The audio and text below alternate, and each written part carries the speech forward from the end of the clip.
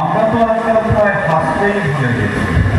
তাই আজ এই শুভ দিনে বিশ্বকবিকে স্মরণ করতে তারই সৃষ্টি একটি ছোট্ট হাস্যরসযুক্ত নাটক মঞ্চস্থ করা হচ্ছে। নাটক রোগের চিকিৎসা, অভিনয়ে মিলনপল্লী উন্নয়ন সঙ্গে কলাকুশলী দল। নাটক সম্পর্কিত দু চারটি কথা। কোন এক প্রত্যন্ত গ্রামে এক নিম্ন মধ্যবিত্ত পরিবার, বাবা ও মায়ের একমাত্র আদুরে ছেলে হারাধন। বাবার কিছুটা বকুটি ও চোখরাঙানি থাকলেও মায়ের আদরে হারাধন একটি বাঁদরে পরিণত হচ্ছিল। পড়াশোনার ব্যাপারে সে সবসময়ই সবার থেকে পিছিয়ে, কিন্তু দুষ্টুমিটায় সে ছিল সবার আগে। গ্রামের মানুষদের অনিষ্ট করাই তার একমাত্র কাজ। কারো বাড়ির ফুল বা কারো বাড়ির আম, কারো বাড়ির চালতা বা কারো বাড়ির বেল, এইসব চুরি করাই ছিল যেন হারুর একমাত্র লক্ষ্য। এবারে আবার গ্রামীণ হাসপাতালে এক ডাক্তার সাহেবের আগমন ঘটল।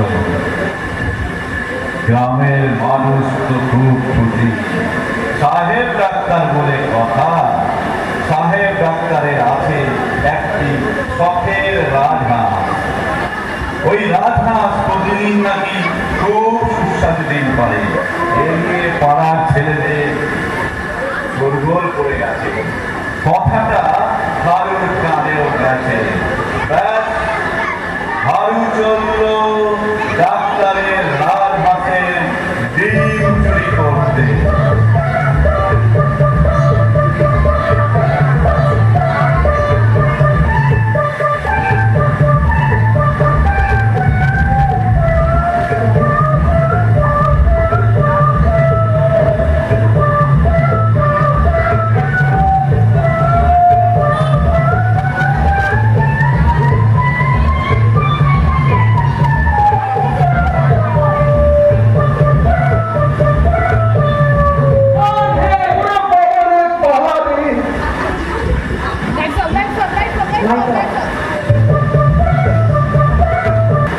ডাক্তার সাহেবের বাড়ি রাস্তাবল থেকে মাছের ডিম চুরি করতে গিয়ে যাচ্ছা নাকাল হয়েছি।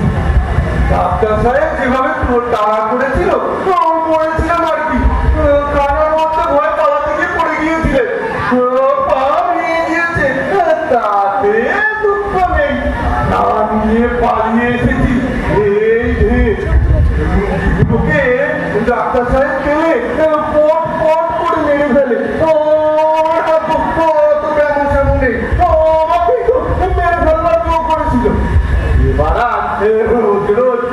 ডাক্তার সাহেবের বাড়িতে হাঁসের ডিম চুরি করতে যাবো না, একেবারে আস্ত হাঁস চুরি করবো। আমাদের বাড়িতে ডিম পারবে আসছে। আমার একটা পা পোড়া দেখবে, মারের চলে আরেকটা পা পোড়া করে দেবে। বাবা কি করে জানি না বাবা। তুই তোর পা ভাঙলো তুই জানিস নে, তো পাড়ার ভোটটা চলে যাবে। ভাঙি বাবা, সে তো বুঝলাম, কি করে ভাঙলো সেটি বল। জানি রে বাবা। তুই জানিস নে, এই লাঠির বাড়ি তোর মাথা করে বুঝি। ওই মাথাটা বাঁচাতে গিয়ে তো বাবা পাটা ভেঙে ফেলেছি। তোর কি কোনোদিনও চৈতন্য হবে না? চৈতন্য? চৈতন্য কাকে বলে বাবা? চৈতন্য মহাপ্রভু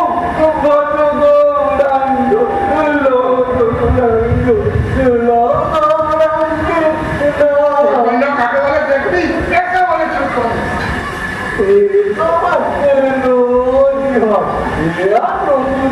না, আমি দেখছি তুই জেলে গিয়ে মরবি। রোজ রোজ চৈতন্য পেলে আমি ঘরেই মরব না, তোকে নিয়ে আর বেড়ে উঠতে হবে। বাবা, এটা কি তুমি চাল এনেছো?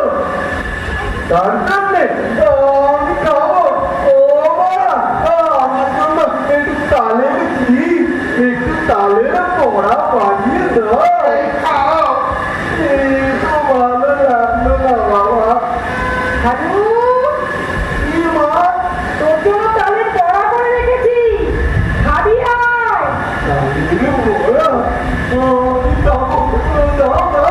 তালের বড়া এই নে বাবা, আমি তো আগেই বানিয়ে রেখেছি। তালের বড়া পাগল ছেলেরা।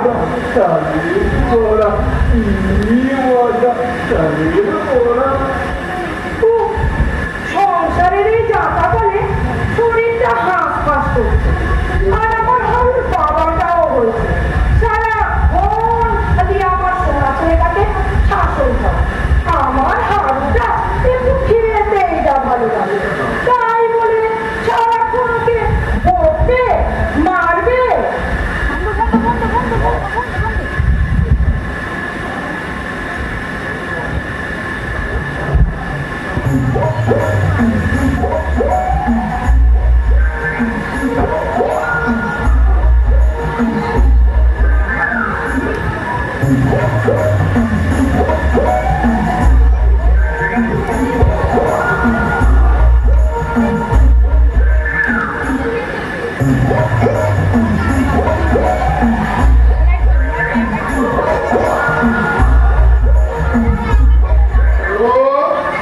ওই রে বাবা আসছে কি করি আরো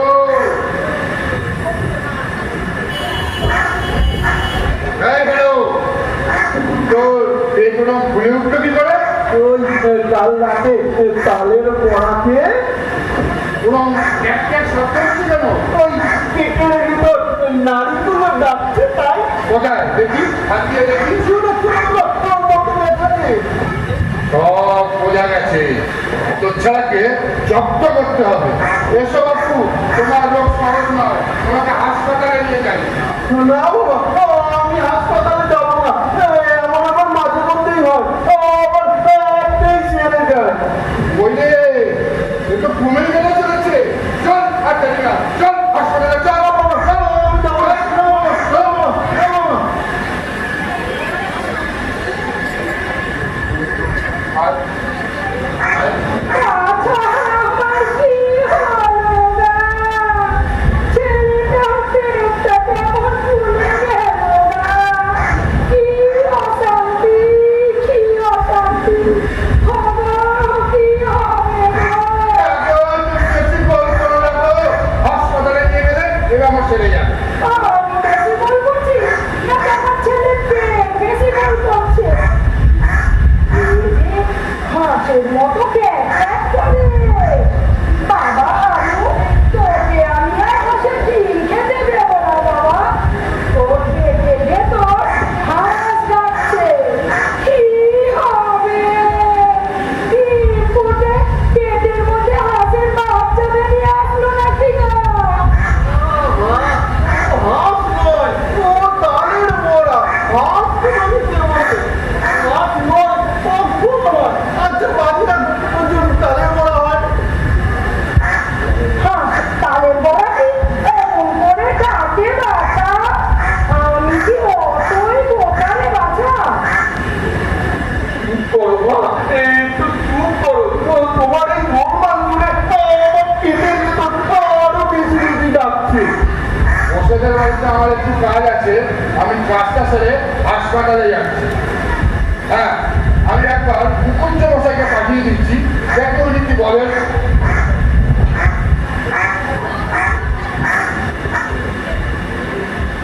এই যে কমেই বাড়ছে চললো। বড় বাবু খুঁজে বসাও। ঠাকুর বাবা কি সব বলছিল আমার তো মাথারই ঢুকলো না বাবুর পেটটা কেমন হয়ে গেছে? মনে হচ্ছে মেয়ে গুড়গুড় করছে।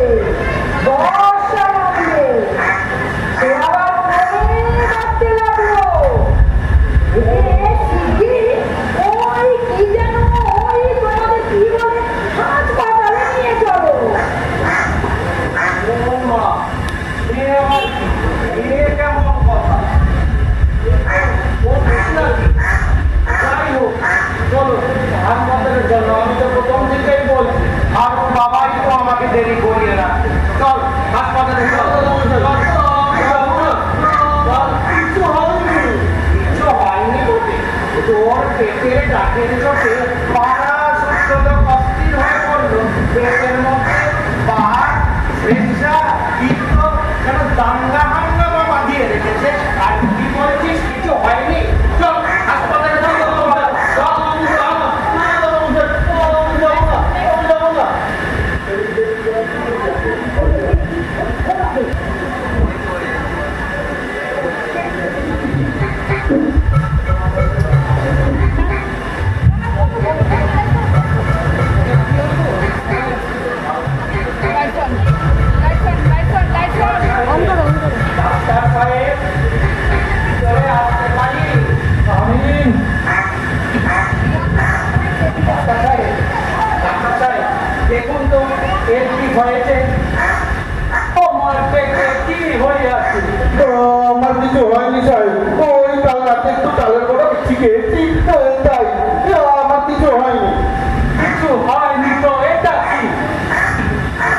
তোমার ব্যায়াম আমি সমস্ত বুঝিয়াছি। আমার যদি ক্ষমা করলো সাহেব, কাল রাতে একটু বেশি তালের বড়া খেয়েছি, তাই আমাদের যদি ক্ষমা করে দাও, আমার কিছু হয়নি।